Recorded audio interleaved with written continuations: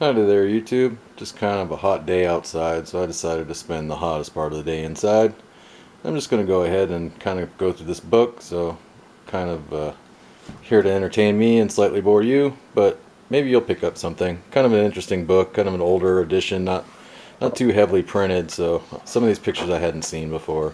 Maybe you have, so this is kind of interesting here. This is supposed to be a training picture before the war, and if you notice, they've got leaves on their pickelhaube here to disguise the points for the infantry. Some of them don't back here, but these guys do. So they knew already before the war even started that those were a bad idea. So why they kept on going with them, not really sure. And that's something that's going to come up later on in this book that's kind of interesting about just the non-uniformity of German uniforms during World War I. So this is another interesting picture here of the assassination of Archduke Ferdinand. I'd never seen this particular picture before, showing all of the debris and stuff after the fact. So that's kind of an interesting photo. Let's see what else. This is a really heavily illustrated book, large format. That's why I bought it, because some of the pictures are great. You don't really see them like in this much detail where you can see like individual soldiers and stuff like that. So this is also an interesting one. This one looks to me like it's posed. This is supposed to be a Gallipoli. And there's some corpses of some British soldiers here, fallen soldiers. But there's some writing on some of the crates that's really hard to make out. I tried to like really zoom in and look. Maybe you can see it better on the camera. Because see, this one's upside down, so it's kind of hard to read, but it looks kind of posed just because of all the wheels and stuff here. You know, why would there be all these wheels and not as many carriages? It's not like they blew them all into smithereens. It's kind of an interesting photo. Probably posed, but still an interesting battlefield photo you don't see very often. Okay, here's this other one I was talking about with the German thing here. This is supposed to be I think the Marne or something. What does it say? A later battle. Vimy Ridge.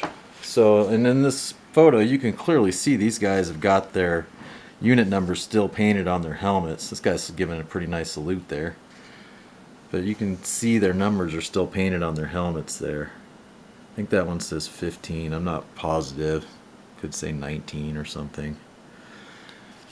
So that's kind of an interesting thing going along with that earlier thing. You know, this is supposed to be kind of a later battle, and there they are. They still got their numbers painted on their helmets.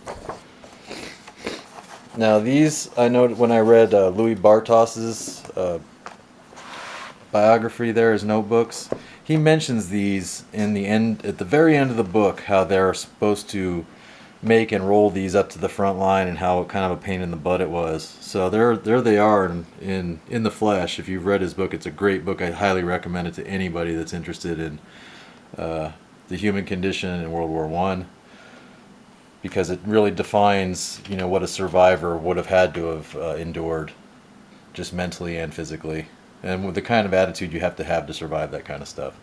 So there they are in the flesh. That's kind of a neat picture. Here is a great picture that shows I think these are Australian. Nope, it says British troops. Yeah, that guy looks like a British troop. But he's got a scoped rifle here, a British Enfield of some sort, it looks like. But he's got the scope case here, and that's something you don't see very often actually in the field being used.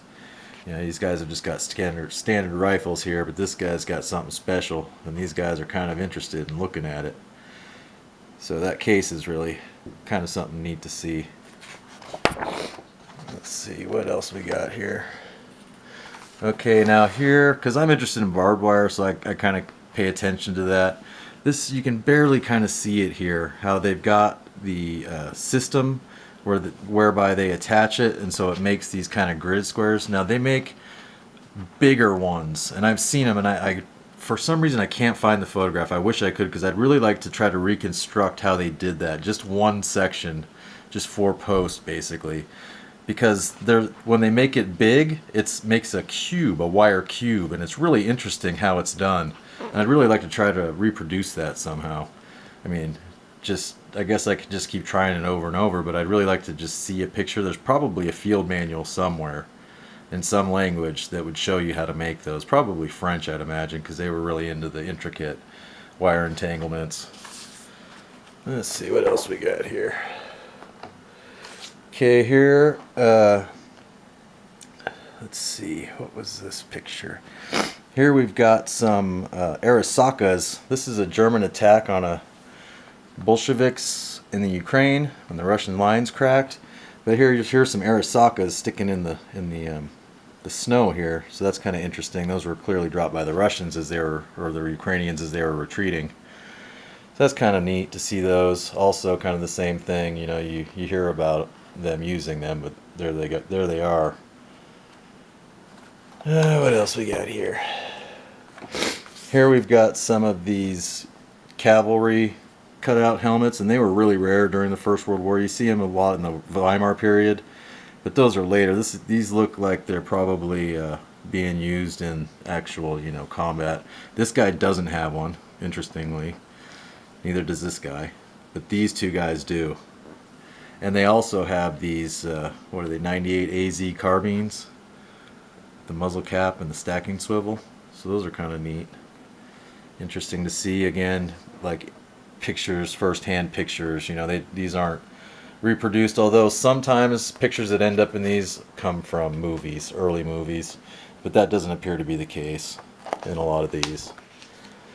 This one is really cool. Same thing. Louis Bartos talks a lot about this, and this is a French field kitchen, and you can really just almost smell the smells coming off of this thing. The men and the horses and just the different soups and just kind of stuff that they were doing, and just how incredibly difficult it would have been to endure artillery fire with all these men and carts and different BS stacked together, along with a bunch of men. You know, they knew when the people were eating, and a lot of the times there would be a truce during that period, but it wasn't always the case, of course. You'd had different commanders with different motivations. So that's pretty much it for this book. Kind of a cool book. Like I said, it's large format, so there's big pictures where you can get some detail where you normally wouldn't. They got big guns firing and you know, just kind of neat stuff. If you're into different things, you'll find something in this book I'm sure that you'll be interested in. It only cost me a couple bucks, but I got it at a thrift store. So, I don't know, online I think they're a little bit more expensive. But there are a lot of good combat photographs in here.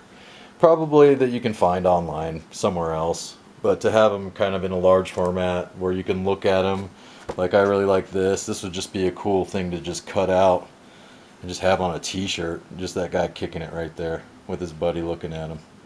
I think that'd be awesome. So, that's pretty much it for this book. Now I gotta find something else to do. I have something else that I'm gonna film right now, so hopefully you enjoy that too. But until then, I'll see you next time.